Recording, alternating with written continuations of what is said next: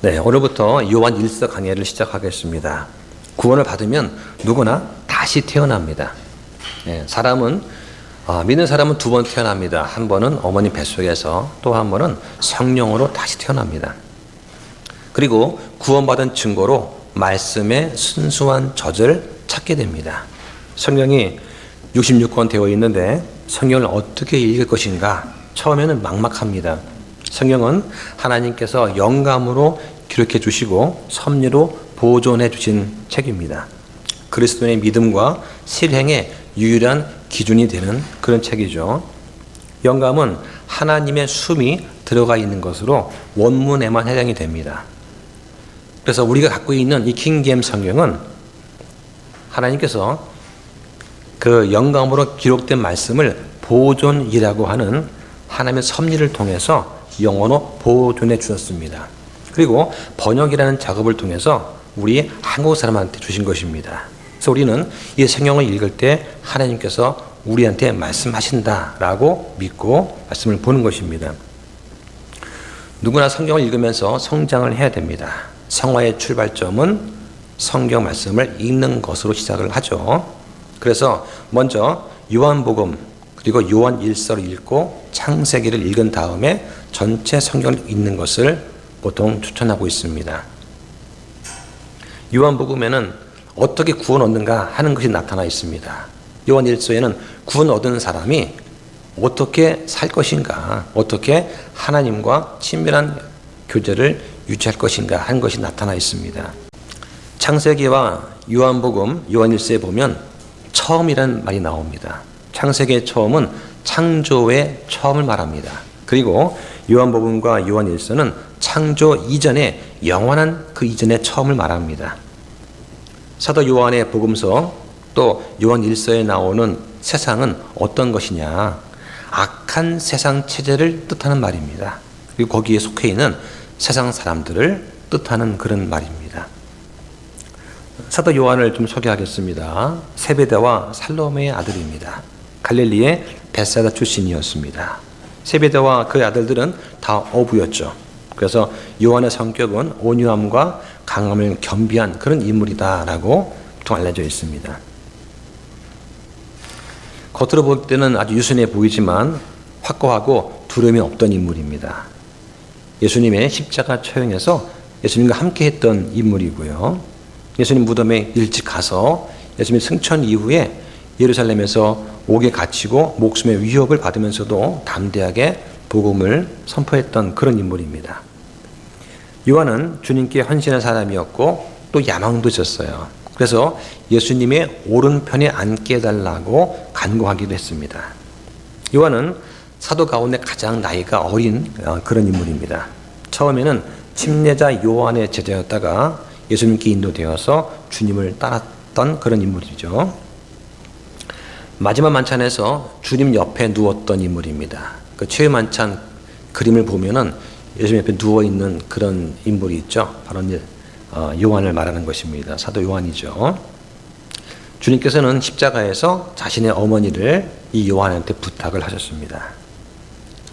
또 베드로와 야고보와 함께 변화산상에서 예수님의 변하신 모습도 직접 보았고 겟세마나에서의 고통을 보았던 그런 인물입니다. 주님께서 승천하신 이후에는 예루살렘에 거하면서 예루살렘 교회의 기둥이 되었던 인물입니다. 그 이후에 95년경에 반모섬이 유배가 되죠. 거기서 계시록의 환상을 보고 에베소에 돌아와서 복음을 또 선포했던 그런 인물입니다. 이 사도 요한은 요한복음과 계시록 그리고 요한 1, 2, 3서를 기록을 했습니다. 요한 1서는 일반 서신입니다. 요한복음의 동반서라고 할 수 있고요. 그 당시 유행했던 영지주의의 오류를 반박하기 위해서 쓰여졌던 그런 서신이 되겠습니다.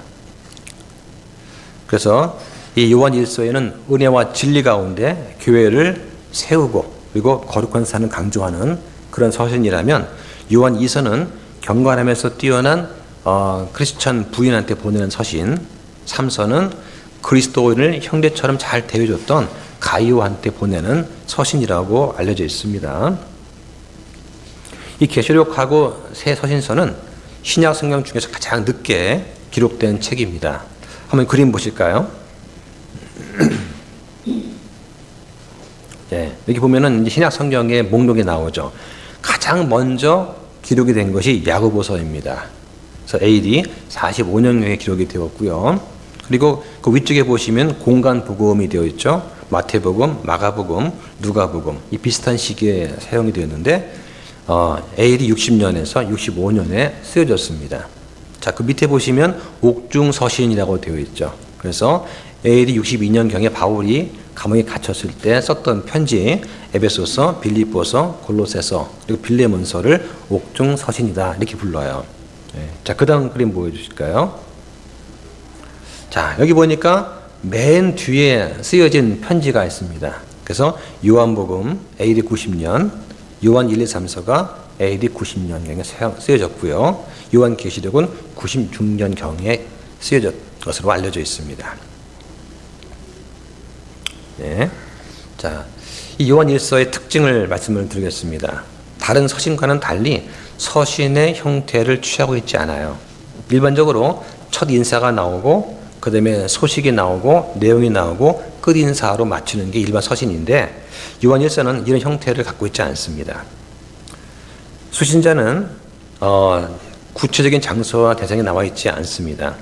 분명한 것은 그 당시에 유행하고 있던 영지주의라는 이단의 가르침을 직면하고 있던 그런 기독교인들을 대상으로 쓰여진 것입니다.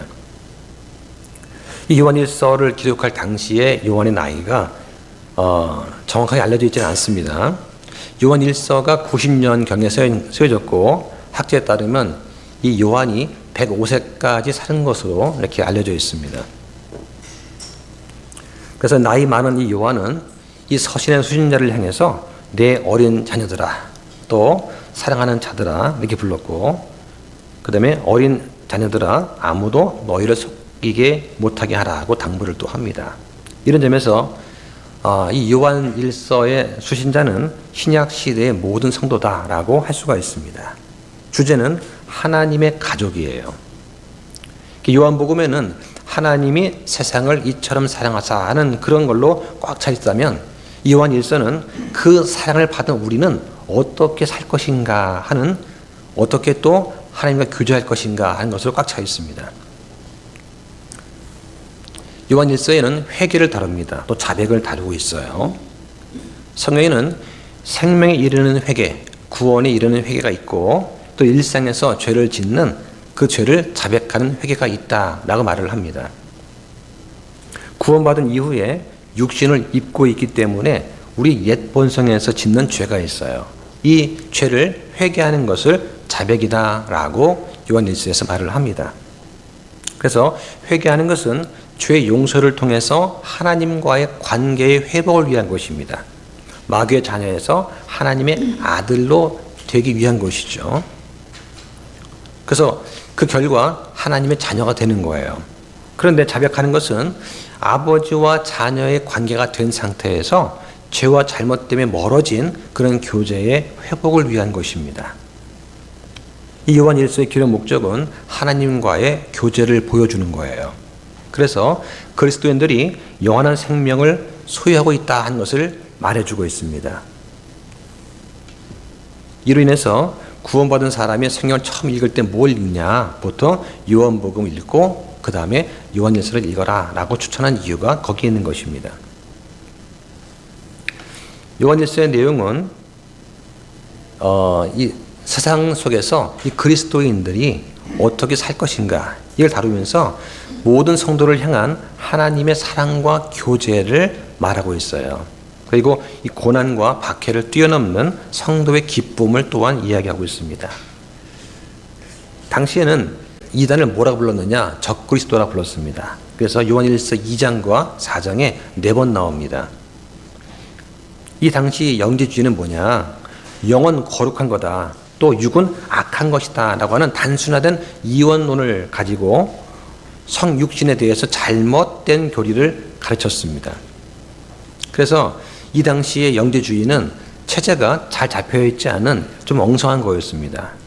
영주주의는 2세기가 좀 넘어서 2세기 중반 때 그때 체제가 잡히게 되는 것이죠. 다시 말해서 거룩하신 하나님께서 악한 육체를 입고 이 땅에 오실 리가 없다라고 보는 거예요. 그리스도가 육신을 입고 이 땅에 오실 리가 없다라고 하는, 그래서 성육신을 부정하는 교리가 영지주의입니다. 이 영지주의가 당시에 막 퍼지기 시작한 거예요. 사도 요한은 성도가 이런 이단 사상에 빠지지 않도록 하기 위해서 교리적인 안내 지침을 주었습니다. 이게 바로 요한 1서예요. 근데 이 영지주의자들이 주장한 게 있습니다. 성도들 안에 죄가 없다고 속였습니다. 그리고 성도들이 세상과 육신과 마귀를 사랑하면서도 여전히 그리스도인이 될 수 있다라고 주장을 한 거예요. 요한은 이런 것을 강하게 정죄를 했습니다. 결코 그럴 수 없다라고 하는 거예요. 우리는 내가 죄인인 것을 고백을 하고 내 죄에 대해서 혐오감을 느끼면서 거부할 때 그때 비로소 우리는 빛 가운데 거할 수 있다. 그리고 하나님과 사귐이 있다라고 말을 합니다. 요한 1서는 모두가 5장으로 되어 있습니다. 자, 그럼 1절부터 읽으면서 보겠습니다. 1절과 2절 읽어주시죠. 처음부터 계셨던 그것 즉 생명의 말씀에 관하여 그것을 우리가 들었고 우리 눈으로 보았으며 자세히 살펴보았고 우리 손으로 만졌노라. 그 생명이 나타나심에 우리가 그것을 보았고 또 아버지와 함께 계시다가 우리에게 나타나신 그 영원한 생명을 증언하며 너희에게 보이노라. 네. 자, 지금 사도 요한의 사역은 하나님의 아들 예수 그리스도를 전하는 것입니다. 이게 바로 예수 그리스도께서 친히 부르시고 세우신 모든 사도가 해야 할 일이었습니다. 사도 요한은 자신이 전한 이 예수 그리스도께서 처음부터 계셨던 생명의 말씀이다 라고 증거를 하고 있어요. 창세기에서 처음은 창조의 처음 말합니다. 요한복음과 요한일서의 처음은 창조 그 이전의 영원전 처음을 다루고 있어요.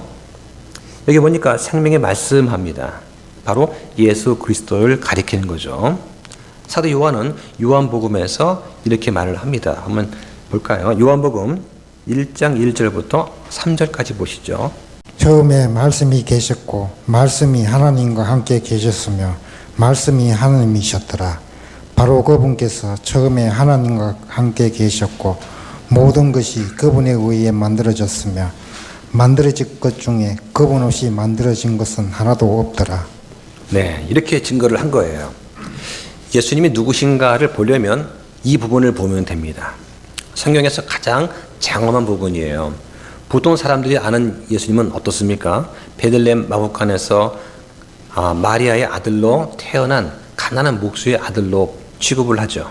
유대인들의 메시아고 인류의 구원자다, 이 정도로 알고 있습니다. 그러나 요한복음이 말하는 예수님은 어떤 분이십니까? 전 우주적인 창조주 하나님이세요. 우주를 채우는 빛이시고 어두운 세상에 들어온 빛입니다. 구약의 은혜를 대체하는 신약의 은혜를 주시는 분이다. 이게 바로 요한복음이 말씀하시는 예수님이에요. 여기 보니까 처음에 말씀에 계셨다라고 합니다. 하나님의 시간 개념은 영원하신 거예요. 사람은 육체를 입고 있기 때문에 시간과 공간에 장애를 받죠. 그래서 이 시간을 쪼개면 과거의 영혼이 있고 우리가 인식하는 시간이 있습니다. 그래서 인류 역사가 6,000년으로 봅니다. 그 다음에 앞으로 1000년 왕국이 있고 그 다음에 미래의 영혼이 있게 되는 것이죠. 요한복음과 요한일서의 처음은 과거의 영혼의 첫 부분이고 시간 개념이 아니에요. 이 말씀이신 그리스도는 그때부터 스스로 존재하신 분입니다. 그래서 I am that I am 이라고 하시는 분, 스스로 계신 분, 시간 전 영원부터 스스로 존재하시는 분이 바로 예수님이시죠. 이 말씀이 하나님과 함께 계신 것입니다. 말씀과 하나님은 분명히 다른 인격체예요. 그런데 성경은 한 하나님이 계시다라고 말씀을 하시는 거예요. 우리가 보통 부부를 갖다가 말해서 일심동체라고 말합니다. 분명히 남편과 아내가 별개의 인격체예요. 두 명이 있습니다. 근데 우리는 보통 부부를 하나라고 부르는 것이죠. 그래서 우리한테는 이 하나라는 개념이 낯선 개념은 아니에요. 삼위일체 하나님은 아버지 하나님, 아들 하나님, 성령 하나님, 이 세 인격체가 바로 본질과 권능과 영광과 그 속성면에서 동일하시다는 거예요. 그래서 한 하나님이다. 누구한테 어떤 존재가 종속되지 않는다는 것이죠. 그래서 아버지 하나님이 아들 하나님한테, 또 성령 하나님이 아버지 하나님한테 종속되는 존재가 아닙니다. 그리고 이 세 분 중 한 분이 없으면 또 하나님이 안 되시는 거죠. 이 세 분이 영원토록 인격적인 존재, 인격적인 관계를 맺고 계세요. 여기 보니까 말씀이 하나님이셨다라고 합니다. 말씀이신 예수님은 성부 하나님과 분명히 분리됩니다. 그런데 하나님이신 거죠. 그래서 누구든지 예수님을 만나게 되면 예수님 보고서 참 하나님이요 영원한 생명이시다 하는 고백을 하게 되는 것입니다. 그러면 왜 말씀이라고 하셨냐? 우리가 말을 합니다. 말을 하면 우리 입에서 단어가 나오죠. 이게 words입니다. 말씀은 영어로 대문자 W 써가지고 word예요. 이 단어를 통해서 우리의 마음과 생각이 다른 사람에게 전달이 됩니다. 마찬가지로 예수님은 하나님의 마음과 생각을 우리한테 알려주시는 그 말씀이죠. 그래서 우리 말씀을 통해서 하나님이 어떤 분이신지 정확하게 알게 되는 것입니다. 그래서 복음서의 기록의 목적이 뭐냐? 요한복음 20장 31절에 이것들을 기록하면 예수님께서 하나님의 아들 그리스도이심을 너희가 믿게 하려 함이요 또 믿고 그분의 이름을 통해 생명을 얻게 하려 함이라고 말씀을 하는 거예요. 예수님은 우리한테 영원한 생명이 되시는 것입니다. 요한일서 맨 끝에 보시면 5장 20절에 예수 그리스도는 참 하나님이요 영원한 생명이시다라고 또 증거를 하는 거죠.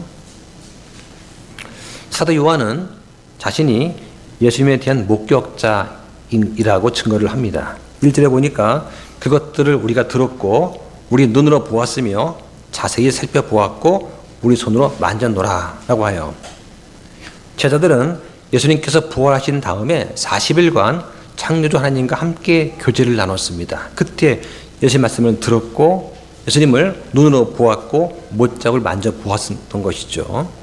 또 2절에서 그 영원한 생명을 증언하며 너희에게 보이노라 라고 말을 또 하는 것입니다.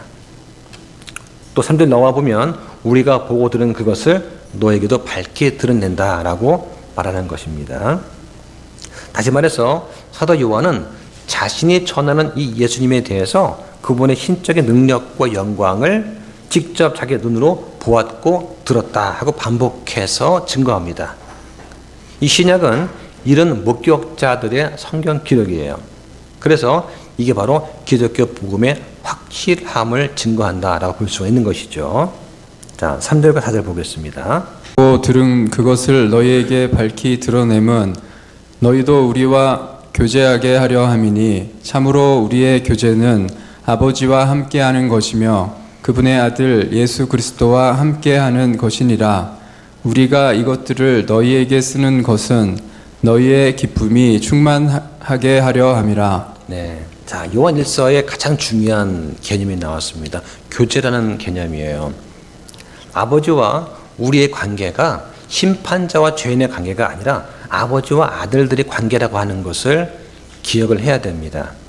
그리고 아버지께서는 우리와 함께 교제하기를 원하시는 거예요. 사도 요한이 예수 그리스도를 전한 이 목적은 전하는 자들과 받는 자들이 서로 교제하기 위함이었습니다.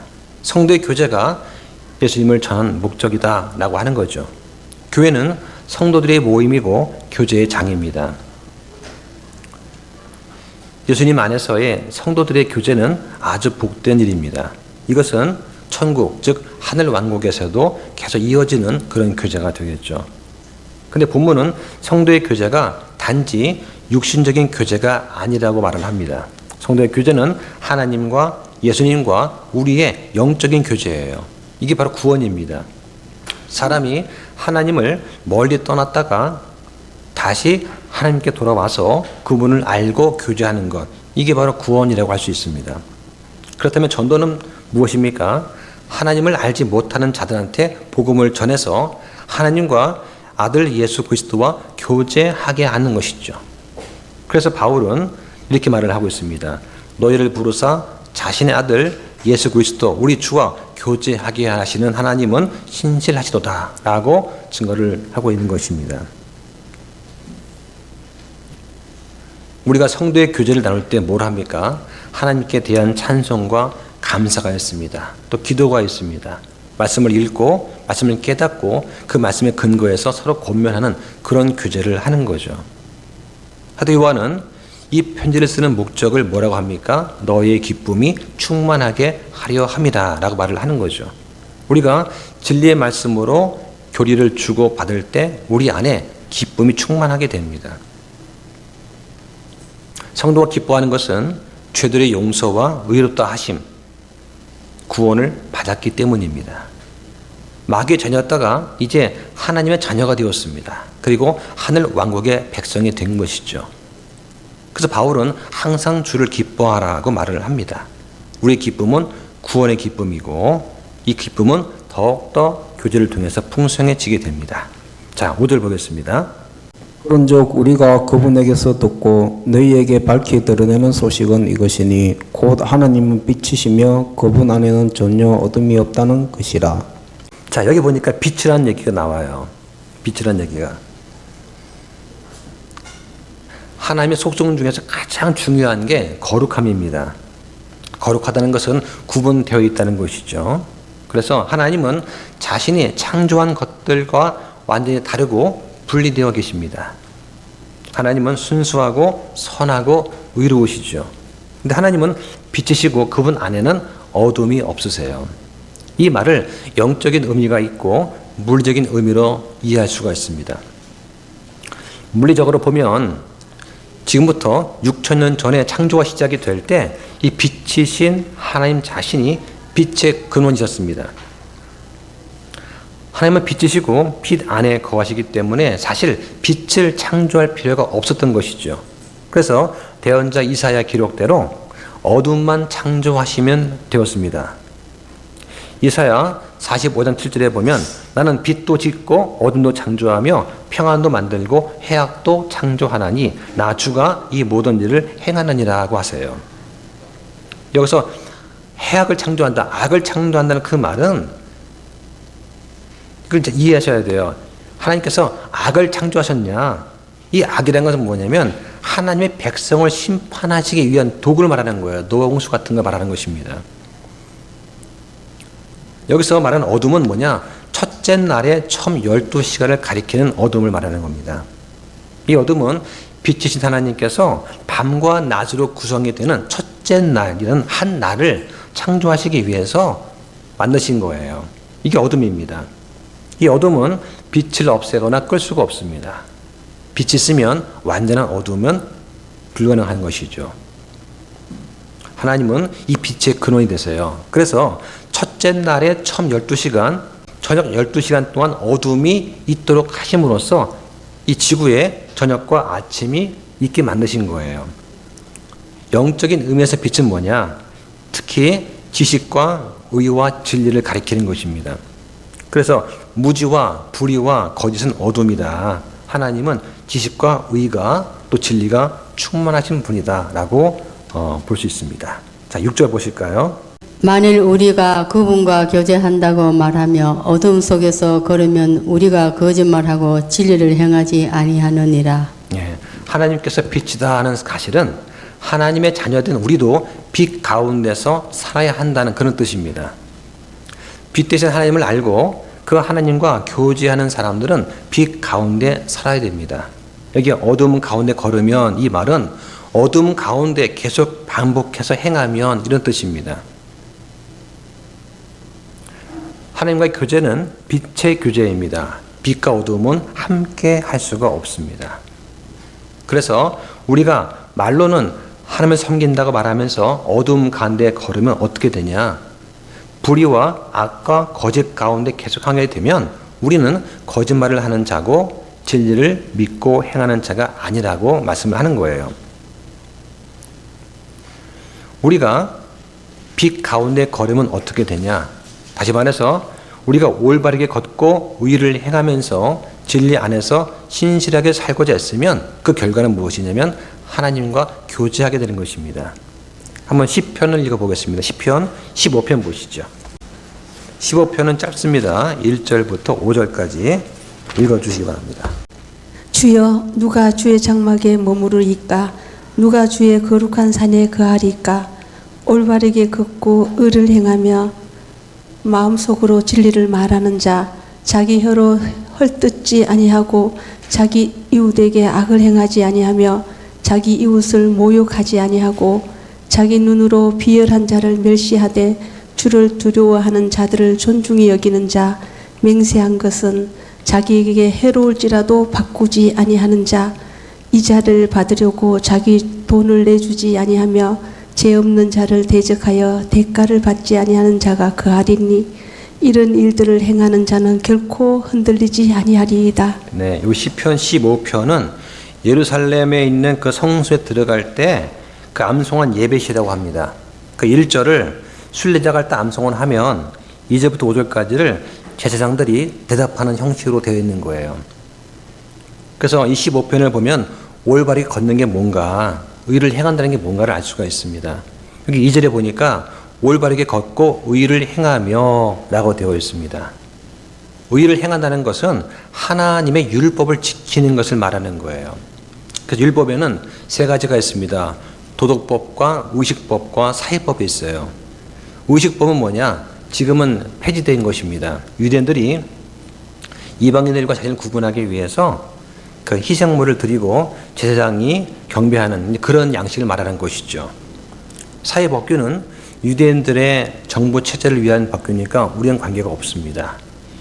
도덕법규는 십계명을 말하는 것이죠. 사람과 구원의 관계, 또 양심의 기록이 되어 있고 하나님과 이웃을 사랑하는 것입니다. 십계명을 요약한 거라고 할 수가 있어요. 그래서 이 도덕법규는 지금도 우리의 삶에 살아 있습니다. 이 5절에 보면 이자를 받으려고 자기 돈을 내주지 말라. 이게 뭐냐면 가난한 자들은 은행에서 돈을 못 꾸죠. 그러면 이제 그 제2금융권에서 돈을 꾸게 됩니다. 그러면 이자가 엄청 많지 않습니까? 그래서 예를 들면 교회 내에서 누가 돈이 필요하면은 이자를 받으려고 꾸지지 말라는 거예요. 그러니까 교회 내에서 만약에 돈을 빌려줘야 된다면 이자를 받지 말고 꾸어주라는 그런 얘기가 될 수 있겠죠. 그래서 이자를 받으려고 자기 돈을 가난한 자한테 내주지 말라는 거예요. 가난한 자는 돈을 갚을 게 없지 않습니까? 그럼 어떻게 되겠어요? 담보물로도 뺏겠죠. 그러니까 착취하게 됩니다. 자, 그 다음 7절을 가보겠습니다. 그러나 그분께서 빛 가운데 계신 것 같이 만일 우리가 빛 가운데서 걸으면 우리가 서로 교제하고 또 그분의 아들 예수 그리스도의 피가 모든 죄에서 우리를 깨끗하게 하시느니라. 네, 7절 말씀 참 중요한 말씀입니다. 사도 요한은 우리가 빛 가운데, 즉 의와 진리 가운데 있을 때 하나님의 아들 예수 그리스도의 피가 우리를 모든 죄에서 깨끗하게 하신다라고 말씀을 하는 거예요. 여기 깨끗하게 하시느니라, 이 말의 시제가 현재 시제입니다. 영어에서 이 현재 시제라고 하는 것은 과거, 현재, 미래에도 변함이 없는 진리를 말할 때 사용하는 그런 시제예요. 다시 말해서 주님께서 믿는 우리의 죄를 깨끗하게 하셨고 또 날마다 깨끗하게 하신다는 그런 뜻입니다. 그 결과 우리는 하나님과의 풍성한 교제를 누리게 된다는 그런 말씀이 되겠습니다. 어느 책을 읽다 보니까 이와 관련된 예화가 있었습니다. 인용을 좀 해보려고 그래요. 한 번은 어느 그 성경을 믿는 신자가, 설교자가 강단에서 이 요한일서 1장 7절 말씀을 설교하고 있었습니다. 그런데 갑자기 한 무신론자가 벌떡 일어나더니 이렇게 말을 하는 거예요. 설교자 양반 하면서 어떻게 그리스도의 피가 우리의 죄를 깨끗하게 할 수 있습니까? 라고 큰 소리로 이제 대드는 거죠. 그게 말이 되느냐? 어떻게 그리스도의 피가 우리 죄를 깨끗하게 할 수 있느냐? 라고 이제 물어본 거예요. 예, 잠시 침묵이 쫙 흘렀겠죠.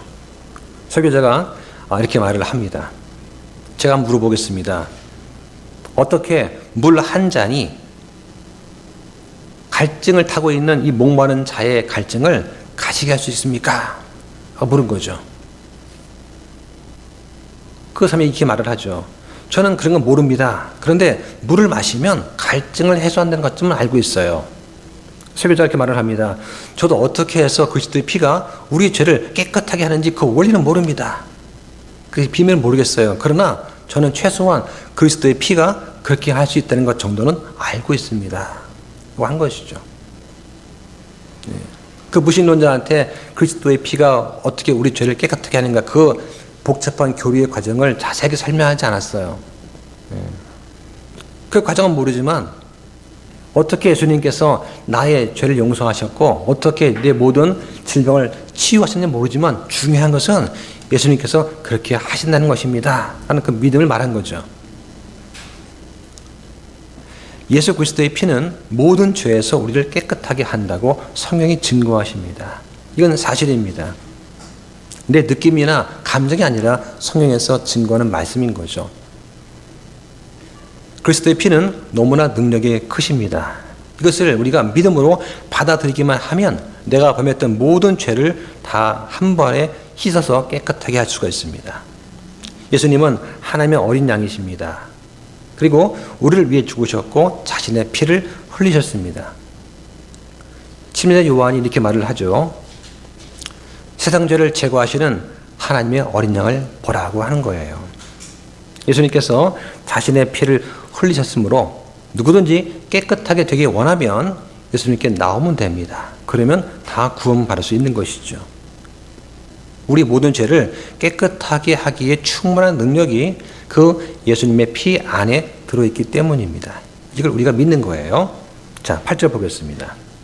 만일 우리가 우리에게 죄가 없다고 말하면 우리가 우리 자신을 속이며 진리가 우리 가운데 있지 아니하다. 네, 죄가 없다고 우리가 말하면 그럼 죄가 무엇입니까? 하는 거죠. 죄가 무엇이죠? 생각으로 짓는 죄, 말과 행동으로 짓는 죄, 당연히 죄고 하나님의 이런 거룩한 성품과 맞지 않는 모든 게 다 죄입니다. 죄를 지으면 그분 앞에서 내가 죄를 지었다는 사실을 인정해야 됩니다. 그래야 용서받을 수 있어요. 복음을 전할 때 가장 중요한 것은 내가 죄인이라고 하는 것을 인정하게 만드는 것입니다. 나는 죄는 졌다고 생각하지 않는데 무조건 덮어놓고 하나님은 당신을 사랑하십니다부터 시작하니까 문제가 되는 거예요. 당신은 죄인입니다. 이 죄의 대가는 죽음입니다. 오늘 당신 죽는다면 내일 당신은 어디 있겠습니까? 라고 시작을 해야 되는 것이죠. 이 단 세 마디 가지고 평생 전도를 했던 그런 인물이 있어요. 나중에 한번 소개를 하려고 합니다. 자, 한번 보실까요? 시편 32편 1절부터 5절까지 보시죠. 자기 범법을 용서받고 자기 죄가 가려진 자는 복이 있으며 영 안에 간사함이 없고 주께서 불법이 없다고 여기시는 사람은 복이 있도다. 내가 침묵할 때에 온종일 신음하였으므로 내 뼈들이 쇠하였나니 밤낮으로 주의 손이 나를 무겁게 누르심으로 내 지인에게 여름 가뭄으로 변하였나이다. 셀라. 내가 주께 내 죄를 시인하고 내 불법을 숨기지 아니하였으며 또 이르기를 내가 내 범법들을 주께 자백하리라 하였더니 주께서 내 죄의 불법을 용서하셨나이다. 셀라. 네, 이게 셀라라는 말은 이게 시편이거든요. 그러니까 노래를 부를 때 끝을 확 높이면서 크게 확 부르는 거를 셀라라고 하는 거예요. 이 부분에서는 소리를 높이 불러라 그런 표시인 겁니다. 자, 여기 보니까 3절에 내가 침묵할 때 온종일 신음하였으므로 내 뼈들이 쇠하였다라고 합니다. 다윗이 밧세바를 보면서 밧세바가 아기를 임신했습니다. 근데 임신한 그 9개월 동안 다윗이 범한 이 간음죄에 대해서 다윗은 회개하지 않았어요. 그래서 신음하면서도 회개를 하지 않았습니다. 그래서 그 결과 다윗의 뼈들이 쇠였다라고 말을 하는 거예요. 그리고 5절에 내가 주께 내 죄를 시인하고 내 불법을 숨기지 아니하였더니 그리고 범법들을 주께 자백했더니 어떻습니까? 주님께서 내 죄의 불법을 용서했다라고 고백을 하는 거예요. 우리는 구원받은 뒤에도 여전히 세상과 육신과 마귀의 공격을 받습니다. 다시 태어난 뒤에도 자주 유혹에 희생물이 된 채 때로는 굴복하기도 할 때가 있습니다. 그렇게 잘못을 하면 어떻게 됩니까? 그럼 우리는 그리스도인이기 때문에 그리스도의 피에 그 정결하게 하는 그 능력을 우리는 찾게 됩니다. 그리스도의 피 호소하면서 한때 나를 넘어지게 한 일이 다시 나한테 반복되지 않도록 나를 방어하게 되는 것이죠. 그래서 같은 죄로 다시 넘어지지 않게 되는 것입니다. 성도와 죄인의 차이점이 있습니다. 성도는 어떻습니까? 내가 죄를 지면 그 죄를 미워합니다. 그리고 그리스도의 피에 호소합니다. 그런데 죄인은 자기의 죄를 사랑합니다. 그리고 반복해서 그 죄 속으로 다시 되돌아가는 것이 다른 것이죠. 성도는 마치 양과 같습니다. 양은 진흙 구덩이 속에 빠지기도 합니다. 그런데 그 안에는 평안하지 않기 때문에 목자가 건져 올려줄 때까지 계속 울고 있는 것이죠. 그 뒤 양은 많은 징계를 통해서 그 진흙 구덩이를 피하게 됩니다. 다시는 저 구덩이 안 들어갈래 하는 것이죠. 반면에 죄인은 돼지와 같습니다. 돼지는 더러운 곳을 찾아서 돌아다니다가 찾으면 기뻐서 소리를 지르면서 그 속에 빠져들어가는 것입니다. 거기서 끌어내면 강하게 저항하면서 다시 그 속에 들어갑니다. 이게 돼지죠. 주님은 모든 걸 알고 계십니다. 우리가 실수할 것 알고 계세요. 실패할 것도 아십니다. 또 성도가 세상에서 깨끗한 삶을 산다는 게 얼마나 어려운 것인가 잘 알고 계십니다. 그럴 때 우리는 어떻게 됩니까? 낙심하지 말고 죄가 있을 때 자백해야 됩니다. 그러면 보배로운 피를 흘리는 주님께로 우리는 몸을 피하면 되는 것입니다. 자, 9절 보실게요. 만일 우리가 우리 죄들을 자백하면 그분께서는 신실하시고 의로우사 우리 죄들을 용서하시며 모든 불의에서 우리를 깨끗하게 하시느니라. 네, 죄들을 자백한다는 게 무엇입니까? 여기 자백한다는 그 말은 하나님께서 죄에 대해서 말씀하신 대로 이 죄 때문에 나는 죽어도 마땅한 자이다. 나는 그 죄에서 무기력하기 때문에 오직 예수님만이 나를 구원할 수 있고 죄로부터 보호할 수 있다라고 고백하는 거예요. 이걸 자백이라고 하는 것입니다. 성령 충만해지고 싶다면 성령이 보여주시는 그 죄를 즉시 자백해야 됩니다. 그러면 하나님께서 용서하십니다. 깨끗하게 하십니다. 이걸 우리가 믿어야 되는 것이죠. 막 눈물 콧물 흘리면서 금식하고 철학 기도를 하고 반성 기도문을 써야 되는 것이 아니에요. 우리를 봉인하신 성령님을 슬프게 하지 않도록, 그리고 그 슬픔 때문에 우리가 화평과 사랑과 교제를 잃지 않도록 우리는 죄를 자백해야 됩니다. 이 자백은 교제의 회복을 위한 거예요. 마음의 굶주림과 어떤 갈망이 생기면 주님 앞에 나아가면 됩니다. 성령님을 슬프게 한 그 내가 지은 죄, 아직 자백하지 못한 죄가 있다면 그걸 보여달라고 기도하며 기다리면 되는 것입니다. 그러면 성령님께서는 어떤 식으로든 우리 주인 되신 그 주님의 음성에 내가 불순종했다는 것을 보여주십니다. 깨닫게 해주시는 거예요. 이걸 내가 인정하고 자백하고 주님께 돌아오면 되는 것입니다. 성경에는 구원, 생명에 이르는 회개가 있고 자백을 통한 회개가 있다라고 말을 합니다. 그래서 에스라 성경 사전에 보면 회개를 찾아보세요. 이렇게 나옵니다. 한 사람이 죄에서 벗어나서 하나님께로 180도 돌아서게 하는 회개는 일생에 단 한 번 일어납니다. 이것이 복음이 말하는 회개입니다. 생명에 이르는 그 회개예요. 이게 구원에 이르는 회개입니다. 그 이후에 살면서 내가 지은 죄를 회개한다는 것은 뭐냐? 내가 죄를 고백한다라고 말을 하는 거예요. 우리가 보통 나는 회개해야 된다 할 때 그 회개는 고백, 자백이라는 말과 같은 뜻입니다. 한번 찾아볼까요? 시편 32편 5절. 아까 읽었던 부분인데 한 번 더 읽어주시죠. 시편 32편 5절. 내가 주께 내 죄를 시인하고 내 불법을 숨기지 아니하였으며 또 이르기를 내가 내 범법들을 주께 자백하리라 하였더니 주께서 내 죄의 불법을 용서하셨나이다. 셀라. 네, 이 자백이라는 말 속에 죄들의 용서를 구하는 회개의 의미가 들어가 있는 것입니다. 네, 그 다음에 1장 10절 보겠습니다. 만일 우리가 죄를 짓지 아니하였다고 말하면 우리가 그분을 거짓말쟁이로 만들며 따라서 그분의 말씀이 우리 안에 있지 아니하니라. 네, 사람은 누구나 다 죄인입니다. 구원받은 성도들도 죄악된 옛 본성이 남아 있어요. 그래서 누가 나는 죄가 없다 이렇게 말을 하면 하나님을 거짓말하는 분으로 만든다는 거예요.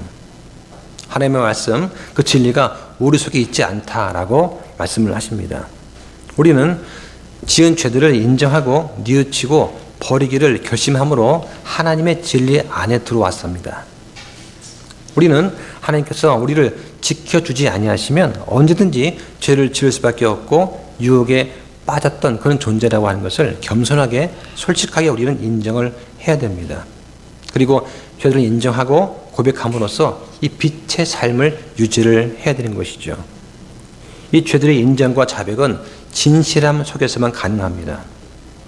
우리가 우리 죄들을 고백하면 하나님은 신실하시고 의로우시기 때문에 우리의 모든 죄들을 용서하십니다. 그리고 우리를 깨끗하게 하신다라고 약속해 주셨어요. 자, 하나 찾아보겠습니다. 이사야 1장 18절 보시죠. 주께서 말씀하시느니라 이제 오라 우리가 함께 변론하자. 너희 죄들이 주홍 같을지라도 눈같이 희게 될 것이요 진홍같이 붉을지라도 양털같이 되리라. 네. 자, 하나님께서는 성경에서 모든 사람이 다 죄인이라고 이미 선언하셨습니다. 모든 그리스도인도 죄를 짓습니다. 나는 죄를 안 짓는다 하면 하나님을 거짓말쟁이로 만드는 것이죠. 성경은 모든 사람이 다 죄를 짓는다고 분명히 말씀을 합니다. 죄를 빨리 깨달을수록 죄책감에서 빨리 벗어나서 깨끗한 양심을 가질 수가 있습니다. 일단 죄를 인정하면 기도함으로 용서를 구하고 다시는 그 죄에 빠지지 않게 해달라고 우리는 간구해야 됩니다. 하나님은 용서하지 못할 죄가 없으세요. 죄인을 용서하시는 분이시기 때문에 우리가 잘못을 뉘우치고 자백하면 용서해 주십니다. 그 결과가 무엇이냐? 바로 아버지와 자녀의 친밀한 교제가 회복되는 거예요. 이게 중요한 것입니다. 그래서 우리 삶에서 이 죄에 대한 승리는 어떻게 오냐? 하나님께서 용서하심을 믿고 받아들일 때 우리 안에 자유가 시작이 되는 것입니다. 죄들은 용서받는 것이고 죄에서는 해방되는 거예요. 우리가 과거에 죄인이었고 지금도 종종 넘어지고 우리 속에 아직도 죄성이 남아있다는 거, 이걸 인정하고 주님 앞에서 겸손하게 고백하고 또 죄를 버리기를 힘쓰는 여러분 되시기를 주님 이름으로 축원합니다. 기도 마치겠습니다.